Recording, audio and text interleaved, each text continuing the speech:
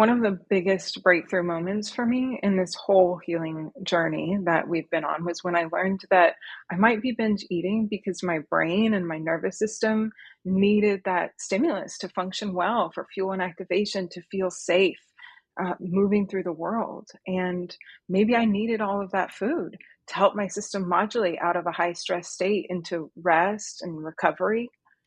And that was really transformative. Welcome to Trauma Rewired, the podcast that teaches you about your nervous system, how trauma lives in the body, and what you can do to heal.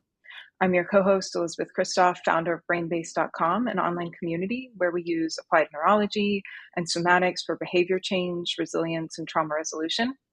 And I'm also the founder of the Neuro-somatic Intelligence Coaching Certification, an ICF accredited course for therapists, coaches, and practitioners to bring transformation from the body to the brain.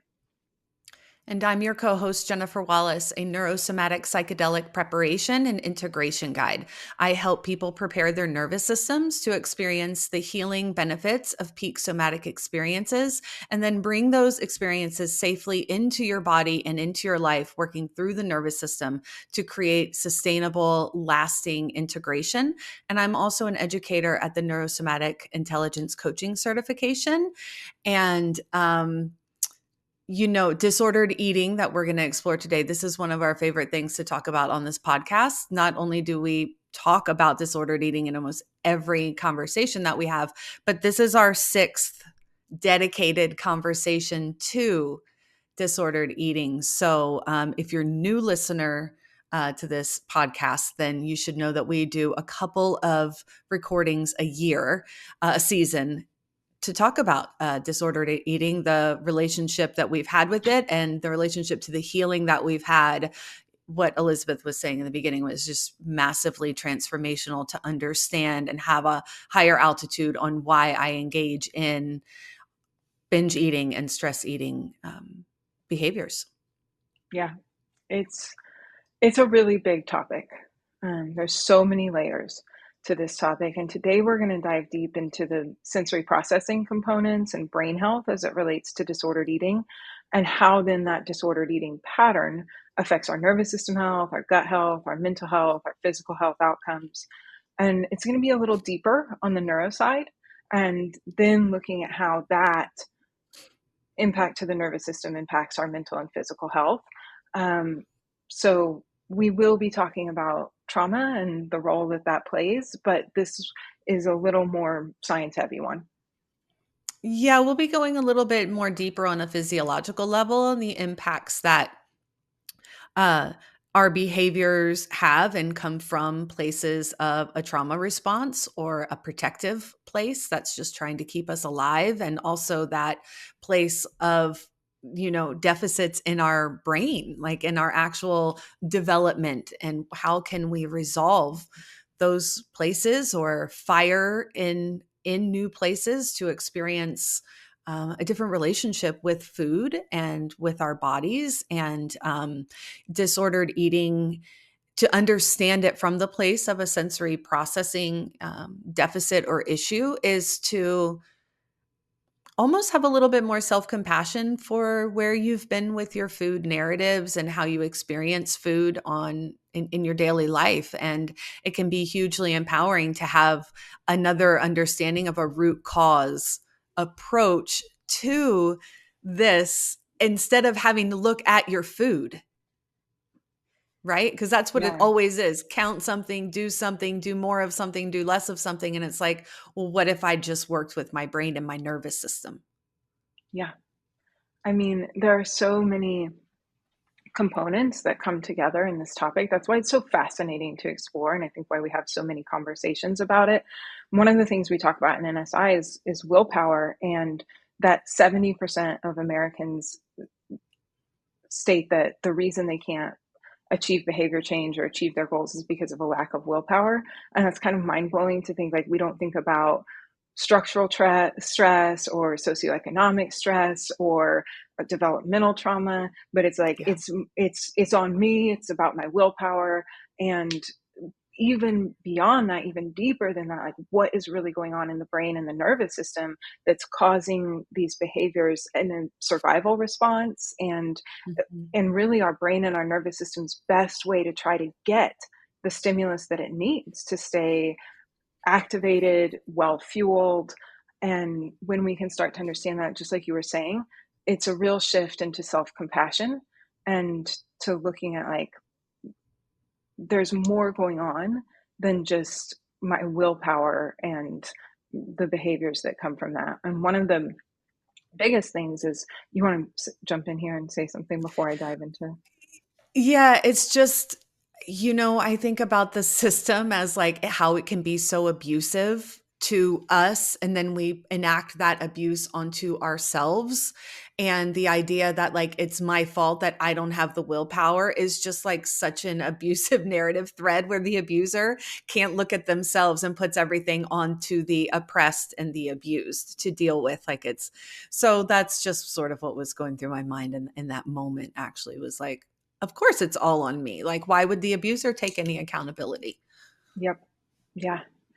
And one of the biggest components underlying eating behavior is our interoceptive system and having deficits in that. And when I think about diet culture just really broadly, it really fosters interoceptive deficits because it takes us away from feeling our own sensations of hunger, of thirst, Mhm. of even needing to go Mhm. to the bathroom. Like we really start to rely on these external frameworks to tell us what we should be doing when Mhm. that information is also coming from our body, and we get very disconnected. And then in the world of neuro, if you don't use it, you lose it. And so you stop having good functioning interoceptive skill if you're developing and growing your life under a diet culture paradigm. And our interoceptive system is the system that tells us what's going on inside of us. It helps us maintain homeostasis, and it reads the signals that come from inside of our body. Then our brain interprets them, and it generates a reaction to try to keep our body in balance and running well. And this system is predictive in nature. It's always building an autonomic plan for our body so that we can succeed in whatever we're about to do. So we get in the information, our insular cortex especially interprets it, and then we generate an output that's like, including an output of like, what should my heart rate be? What should my body temperature be? How much muscle tension should I have? Should I be in rest and digest? Should I be preparing for action in more of a sympathetic state? And we've talked a lot about the importance of being able to read those signals and interpret them accurately, because when we can do this, it makes every single situation that we encounter less stressful because we can predict accurately. But when people have interoceptive deficits, and there's a lot of research behind this, it manifests as physical outputs because the stress load increases Mhm. and also gut function decreases. We have irritable bowel Mhm. syndrome, disordered eating, discomfort with the sensations that we feel when we eat, or maybe we're not able to feel full or satiated.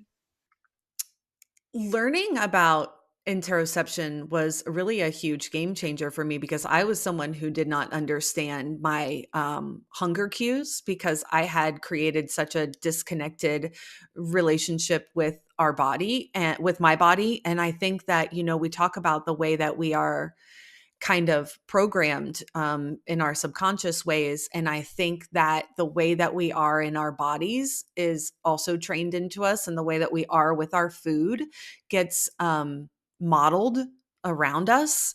And food is it's such th- to take the agency to bring the agency back to myself through my brain is like a really empowering place to be. And with interoception, I find it really interesting to think about the predictive nature of it. And then like, how does it predict your food?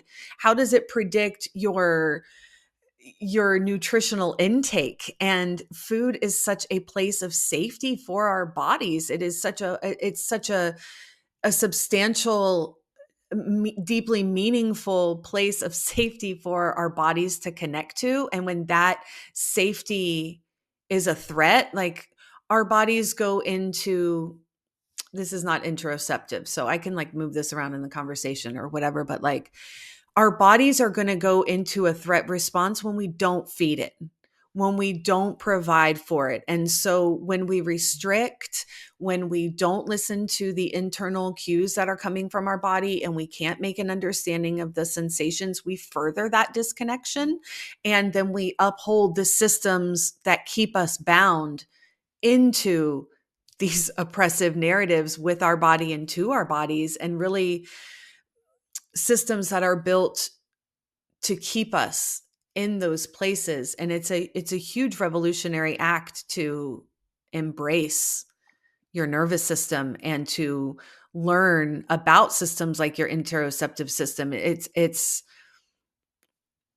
yeah, I guess I'm really curious about, like, something I think would be curious to explore would be like showing people the predictions that the insular cortex would be, that the interoception system, I'm sorry, make the connection for people of how, like, the prediction narratives would come from the interoceptive system, from the insular cortex around food. Like, what does that prediction look like, or that maladaptive predictive system? Can we unpack that a little bit more? Yeah, okay. Let's do that. So I think one, it's important to recognize that our interception, it's not just about hunger and fullness, it's interpreting like this really wide range of body sensations, fatigue, temperature regulation, emotions, all of these signals coming from in our body. And when we start to develop interoceptive dysfunction in one area, it can lead to that in a bunch of other areas as well too. So for instance, like you're talking about with food, right? Maybe we develop a really adversarial relationship with eating, right? We've been raised in a high stress environment, dysregulated from an early age, had a very difficult time coming down out of a big sympathetic state. And one of the ways that we found to do that was through food, right? We used food to help our system move into more of a parasympathetic state, to come down, rest, and digest. But then we're also living in this culture and this narrative that that's not okay. There's a lot of shame linked with that. There's a lot of hypervigilance that comes around, like, what do I put in my body? And so these sensations of food start to get coupled somatically with shame. When I'm eating, I'm creating shame response. And now I'm creating perhaps an inflammatory response in the body. I'm compounding stress because there's social stress that comes from that behavior. There is, Mhm. like, even just the interpretations of the sensation of fullness, when we're patterning that over and over again in this narrative, like, I'm a binge eater, and when I eat a bunch, there's something wrong with me, I'm bad. And so we start to feel those sensations of fullness. They are interpreted in our brain, and we feel gross. We feel uncomfortable in our own body. Maybe that pushes us into a state of dissociation. Like, our brain is like, these signals are too threatening, too overwhelming for the system. They cause too much stress. So when I eat a bunch of food and I have a binge, I also dissociate. And that leads to more of that numbing, and that whole pathway becomes more well worn. And then those are the outputs, right? The dissociation, the shame, the inflammation, and the stress response that then comes from that. And then that puts us, that it also becomes the input, right? So the nervous system is always working in loops. So then the behavior that was being used to reduce stress also starts creating more stress. And now that's new inputs coming in. And so I can't get out of the behavior because I don't have other tools to interrupt that stress response. Mhm, mhm, and the beliefs around the patterns that get baked in around food have happened so early in life that it's just so unconscious. Plus, you add in the dissociation that comes with the disordered, with the, like, the binging, and that's how I think binging gets really so out of control, is because you're not present in your body to experience the fullness of the food that you're taking in. And we talk about gut function, gut dysfunction in ways of, like, how the vagus nerve would be working with that. But when we talk about the interoception system, it goes into so many other places, because when you think about temperature, our temperature is being read by our gut through the interoceptive system, through the what we're experiencing right now, Hmm. right? That temperature is being communicated through the body, which in turn lets our gut know and affects our gut motility, leaky gut, and IBS, SIBO, all sorts of things. Yep. The Yeah. interoception is just plays such a vital role, and is the way it's patterned is essential to the way that we repattern, Yeah. really, because that's what we're Yeah. talking about. The way that we can repattern is really essential to so many layers of our existence as a human. Yeah. And I want to circle back a second because you were talking about dissociation. And there's an interesting thought that's coming up for me with dissociation too, and how that continues to perpetuate the cycle, right? Because, okay, so with an interoceptive deficit, we might eat excessively because we misinterpret various body signals as hunger, but we might also restrict food intake because we're so because we're so uncomfortable with the sensations. So there's just this general misinterpretation. But if when I eat, or if my developmental trauma or my stress response is leading me frequently into dissociation, that impacts how much sensory stimulus is coming into my insular cortex. And we'll talk a little bit more about the insular cortex in a little bit, but every brain area needs sensory input to get activation. Like the two things that the brain needs to stay really healthy is fuel, like glucose and oxygen. So that also too Mhm. is related to our food. And then activation. It needs to be activated by the sensory information coming in so that it can stay healthy. And so, if I'm in a constant state of dissociation, eating a bunch of food is going to give a lot of stimulus to my insular cortex. It's going to activate my celiac plexus. That information is going to come up to my brain, where my insular cortex is going to integrate and process all those signals. And so, my brain may be seeking stimulus for my insular cortex, then driving me to eat more food. Right. And you're not present in your body to understand also, like, I'm full. Like the Yeah. deficit, it comes at a twofold, because like the interoceptive deficit probably reads that you can't understand your satiation cues and you're not in your body to feel them anyway. So there is really a fullness that never gets experienced by people who have this side of disordered eating.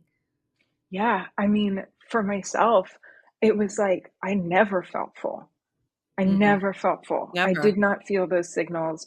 I could kind of tell like my skin would feel tight around my stomach, but I never really got cues of satiation and fullness in that way. And yes, there's that again is layered because there's probably an emotional component to that. And what am I trying to feel emotionally, or am I using it for emotional repression? And I'm relying on something external to create that safety, and so there's never going to be enough.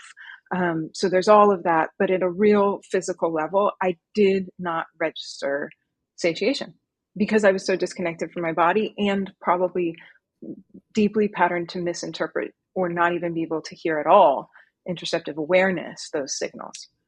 Or to feel bad in my body that I just consumed what I had consumed. Even like, when we talk about what about caloric deficits, that we've all been under this crazy programming of like any adult woman needs 1,200 calories a day. Yeah. Like, and breaking through that and understanding like it's not shameful for me to take in more food, even when it's healthier food or food that is nutritionally aligned with my body and my being, like that was a lot to break for me too. And like understanding that like I don't have to fake my satiation, because I was also doing that in my restriction, was I was faking it. And then on the back end, when I would leave people or be in private, I would have to consume more calories. But then by that time, the stress and activation was so much, I was not consuming something that was, nutritionally aligned for my greatest being.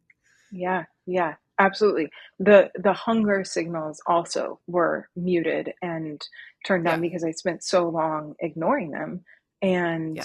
and when I did feel them, it was like, this is what it would look like for me.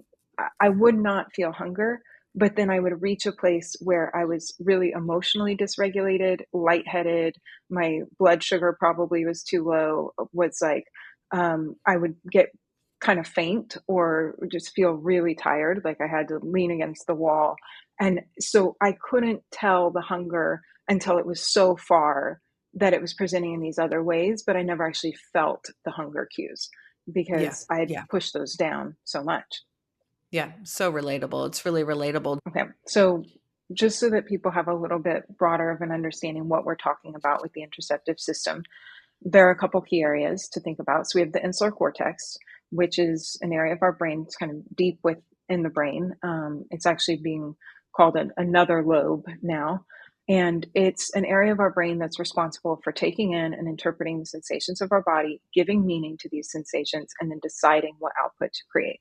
And we have emotional regulation here, pain perception, taste processing, internal temperature, perception, sensations like itch. So all of that's an interoceptive insular cortex spot. And then we have the vagus nerve, and that's the primary pathway through which the signals from our brain are communicated to the body. So our brain will interpret stuff and then let the body know how to adjust autonomically based on those sensations.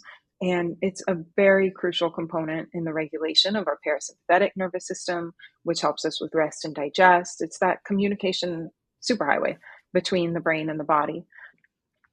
So, when we're talking about disordered eating, the insular cortex is plays a huge role in this because again, this is the area of our body that interprets internal sensations and gives meaning to them. And when we don't have a lot of stimulus coming into our interoceptive cortex, it really wants that fuel and activation to stay alive. So again, we might find ourselves eating a lot of food to get more sensory signals coming in.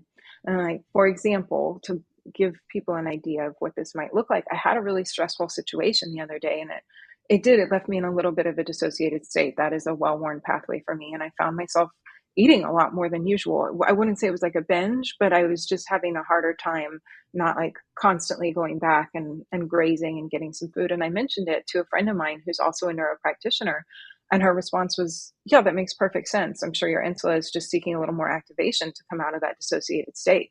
And I thought, duh, of course, this is what I talk about all of the time. But it can take a moment to like catch it in real time for yourself. And then I could just reframe and also be like, oh, I should use some of my tools to help my system get the stimulus that it needs so that I can come out of this pattern. And we just have to understand that there have to be other ways to give that area of the brain the stimulus that it needs, or else we're going to move into those behaviors, especially if we're prone to dissociation or living in that chronic state of dissociation. And you mentioned that you were in a stressful situation, and the insular cortex has so much responsibility in emotional regulation. And the interoceptive system is an emotional system by nature, and it applies emotion to everything. Is this good? Is it bad? How do I feel about this? And then it's impacting so much of our autonomic functions. And it's such a multimodal system that we work with Mm-hmm. already in the body. So to have deficits in it could be really in really multiple places. And, you know, I think another really big thing for us to talk about here, which we've kind of touched on, is that diet culture drives a lot of these insular deficits, especially when we're talking about dissociation and the idea that we are pulled away from our bodies and told how to eat, what to eat, and when to eat. And then that just pulls us away from our body's natural sensations. And when we grow up in patterns of restriction, not only are we putting ourselves into caloric deficits and making it harder for our body to maintain homeostasis, so then the pendulum, it swings the other way. But then we're also starting to change how our brain interprets signals from our body around hunger and fullness, we're conditioning ourselves to perceive a threat response to hunger or to override those signals. And that is numbing those signals out over time. And we pattern to not hear the signals that are coming from our body. And this conditioning, it leads us to rely on external sources to tell us how to live our lives. Um, and then with this continuous patterning that comes from growing up in a system of diet culture, disconnecting from these signals, the interoceptive system can become very dysfunctional. And that's a natural response to this conditioning. And in order to move out of these behaviors and practice something like intuitive eating and embodiment, to mend our relationship to food, there is a cognitive component of deconstructing diet culture, but there's always work to be done to heal these deficits at a neurological level. And this healing is essential so that we're not driven into the same behaviors repeatedly. And I think nervous system regulation and the tools that we use is really a key component to um, not just healing in a particular brain area, it's also vital to the awareness that we need on the cognitive level to be able to stop ourselves in a behavior, to catch it, to stop it, to pump the brakes a little bit Yeah. on the stress response that's even causing the maladaptive protective behavior that we're going into. There's so many things you just mentioned that I want to touch on.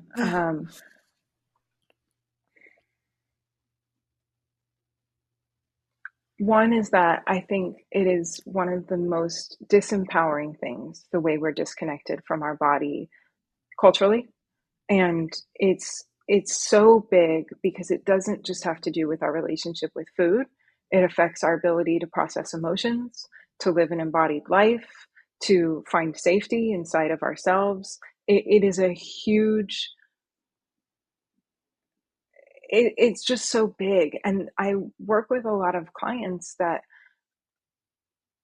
don't necessarily have like a clear, complex trauma history, but maybe they were really brought up in a strong diet culture. They were born into a body size that's a little bit bigger, experienced that conditioning all of the time, and then developed really strong interoceptive deficits.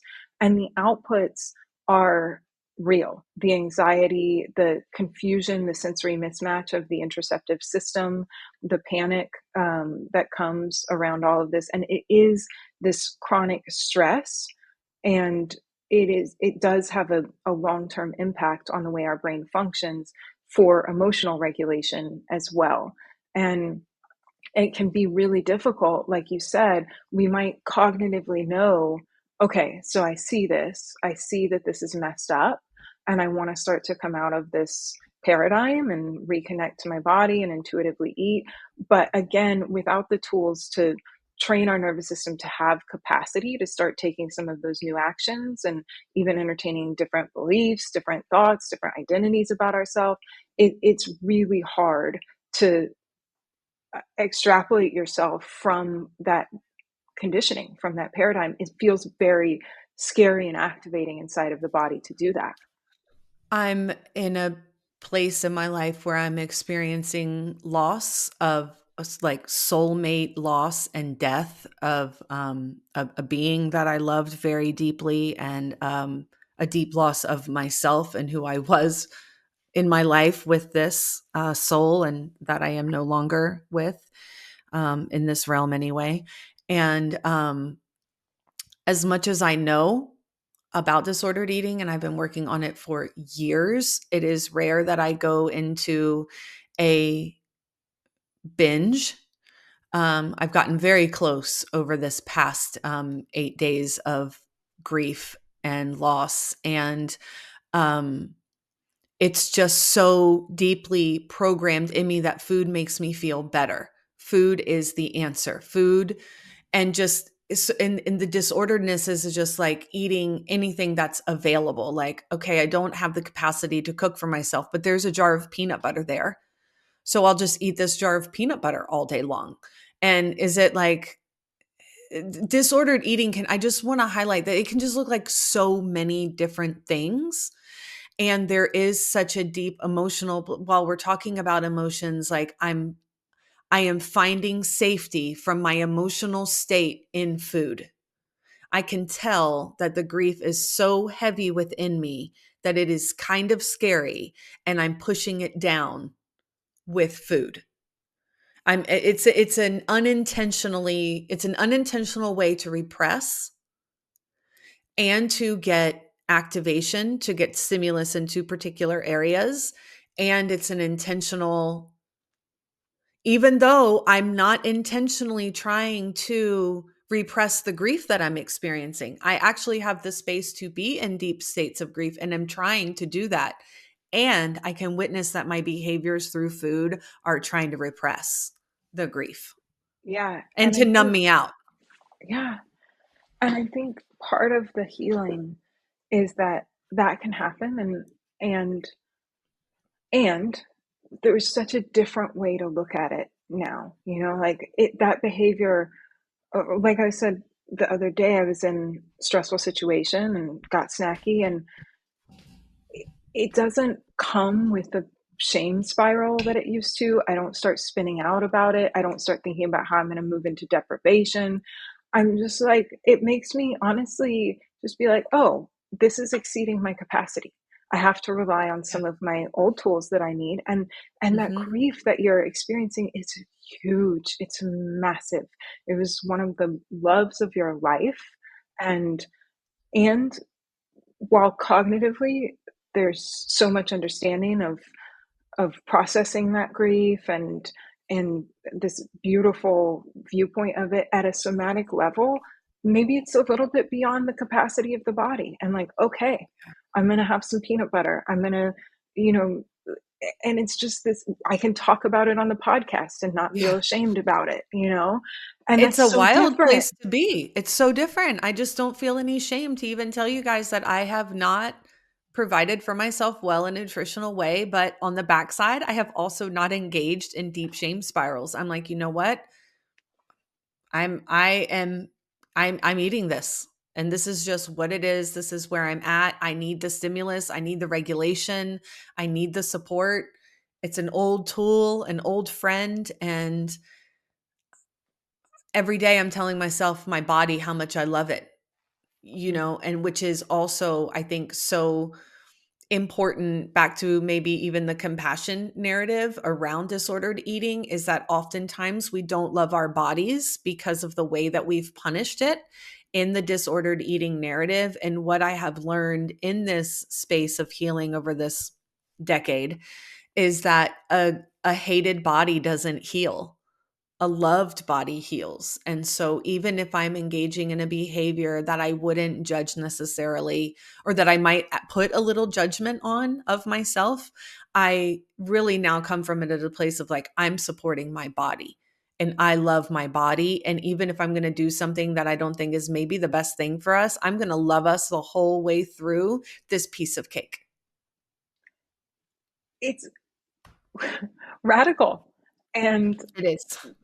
incredibly important, right? Because if I don't start to, and again, I had to really support my nervous system a lot before I could get to that place, because it's scary Yeah. to deconstruct all of this, and it's taken time, um, to have that different relationship with my body and not go into the shame spirals, the shutdown, the freeze, the dissociation, the panic, the overtraining, whatever it looks like, the deprivation that follows. But it's really important, because if I let that pour more stress into my bucket, I'm going to suffer health consequences, but I'm also going to stay stuck in the behaviors, right? That's going to create more stress, more dissociation.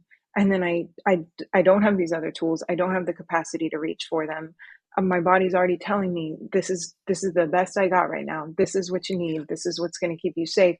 And I'm just going to spiral more and more into the behavior and the shame and stress, the behavior, the shame, stress, until it gets to a crazy painful place. It's a vicious cycle. I mean, it's just a really vicious cycle to engage in. And when I especially think, what I'm just thinking of the emotional implications Yeah. Yeah. No, I think a real critical component of the interoceptive system and the is the vagus nerve. It gets a lot of airplay in this space of healing but it really does mean something in the rest and digest, and it's intentional parasympathetic activation are tools that I engage with on a daily basis to support my rest and digest. Either one of those states that I'm going into, and it's just a critical component to speak about when we talk about the parasympathetic nervous system. The vagus nerve, it helps to regulate internal organ functions such as digestion, heart rate, and respiratory rate. And when it's activated, it can help to reduce stress and promote a state of calmness, that state that we want to be in for our food to be properly digested, for that system to even be turned on. And many people, as we're talking about today, learn to use food for that regulation early in life, especially if they lack, or like we lacked, other means of self-soothing. This behavior becomes deeply ingrained as a coping mechanism. And using food for immediate relief, it is effective, but it leads to long-term issues like the disordered eating patterns that we're talking about today. But working intentionally with the parasympathetic nervous system, this is a way to provide our nervous systems with the stimulus it needs to shift out of those high states of activation, right? That like pumping the brakes that we really need to come from high arousal into now it's time to digest our food, where a lot of people don't understand those states of activation, and more beyond that, how to come down from those states. And so the food that we intake, it kind of becomes a burden in the system, in its lack of processing and the lack of motility that we experience through the vagus nerve connections that come from the brain into the body. And so, Yeah. yeah.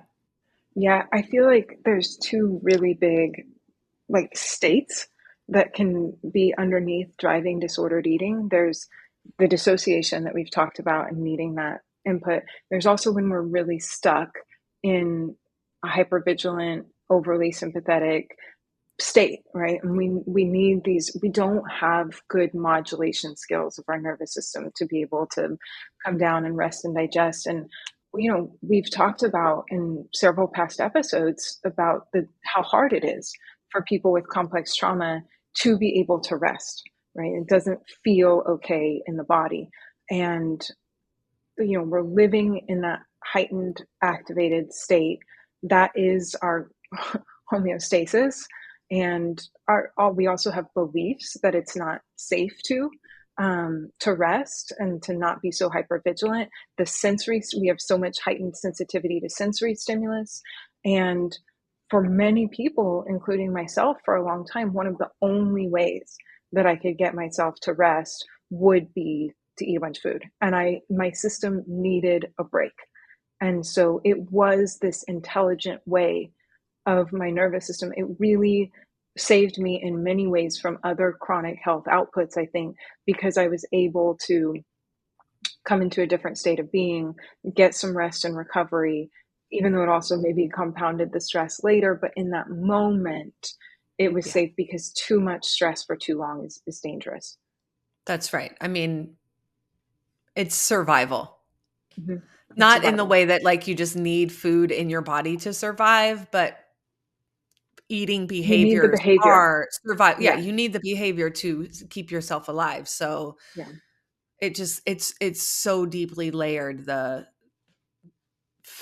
food. It's so complex to And that's speak about. why for us, like diving into this and this level of healing trickled out into all other areas of life because Mhm. it's really a very root cause to a lot of the behaviors, the beliefs, the internal states. And Yeah. so it's a deep layer of the healing process. And, our biggest sensory system, our most reliable, top of the hierarchy visual system has a lot to do also with disordered eating. So I think that would be fun to explore. If fun is Yeah, the I think word. it's overlooked. area where there can be deficits, that people are working on their disordered eating, but they Mhm. still have these visual deficits. And so repatterning that, training visual skills can have such a big impact because, all of our sensory systems are important to consider, but our visual system in particular is really important in this area. If we have deficits in our visual processing, it actually changes the way we see our own body, the way we perceive ourselves. And there is a lot of research that shows a strong connection between visual deficits and body dysmorphia. There was a study in the Journal of Vision that found individuals with body dysmorphic disorder have abnormalities in visual processing leading to disordered body image. There was another one in behavior research and therapy that looked at people with visual processing issues are more likely to misinterpret visual information about their bodies that then contributes to negative body image and then disordered eating behaviors. So rehabilitating that system is crucial in changing how we relate to ourselves and our bodies, and improving visual processing can help correct these distortions. And then at a really physical level, change our body image, change our relationship to food, because that's changing. Because if I'm constantly seeing something that is distorted, Yeah. that is also going to be a big driver of my behavior. Distorted is the perfect word. Like, for anyone listening, like, you really can't trust what the mirror is showing back to you. Not only just from, like, maybe the manufacturer of that mirror and whatever the mirror that comes from, but like literally from what you see from your eyes. And it was my own experience. And I do have a visual deficit in my left eye particularly, and also some depth of field, depth perception deficits in my visual system. So how close or far away I am from the mirror would make a difference. And then also not being able to see what is probably more of a realistic perception of how my body inhabits space and the space that I take up. Also, that's part of your interoceptive system, understanding that relationship to you and the space that you occupy in your own sense of boundaries, if you will. But like, I can really personally testify to the impact of training my visual system, to the positive state that it had on my body, and where I think I realistically like am in my body, which is huge because for years in the struggle of disordered eating was distorted perception of my body. And it was significant in the way it impacted my self-esteem, in my relationships, not with just to food, but with myself, relationships to other people and their relationship to their bodies that really had nothing to do with me and my body whatsoever. And I didn't realize for many years that my visual processing deficits were contributing to the threat of the perception of my body. And through training my visual system, when I got real serious with it, I noticed change on, I can't even explain to people the profundity of change that I experienced in the visual system. And it was a profound shift, really. And it wasn't just about seeing my body differently, but it was about feeling my body differently. And that caring for my body became the function and the care and the compassion that I shared for my body and wanted for my body became the more important narrative over the way my body looked and presented in the expectations of the eyes of other people. It literally became back to my eyes. It's, it's huge. And what we're really talking about here is all different types of sensory mismatch, right? We've talked in past episodes with Matt on the anxiety episode about sensory mismatch and how that contributes so much threat to our nervous system because it's getting conflicting signals, and unclear information is not predictable. It adds a really high stress load to the brain and to Mhm. the nervous system. So then again, that's going to drive those behaviors. And we're really having sensory mismatch from our interoceptive system and our proprioceptive system and our visual system. And it's very confusing and stressful for the brain. And so then we get a lot of these stress outputs. that then drive the behaviors as well.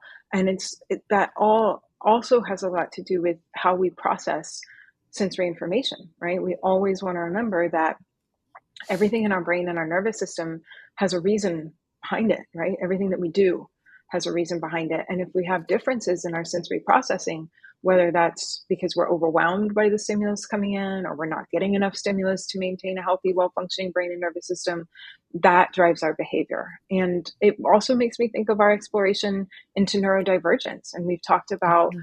the many differences in sensory processing that can lead us to develop relationships with food to manage these differences when we're living in an overwhelming world.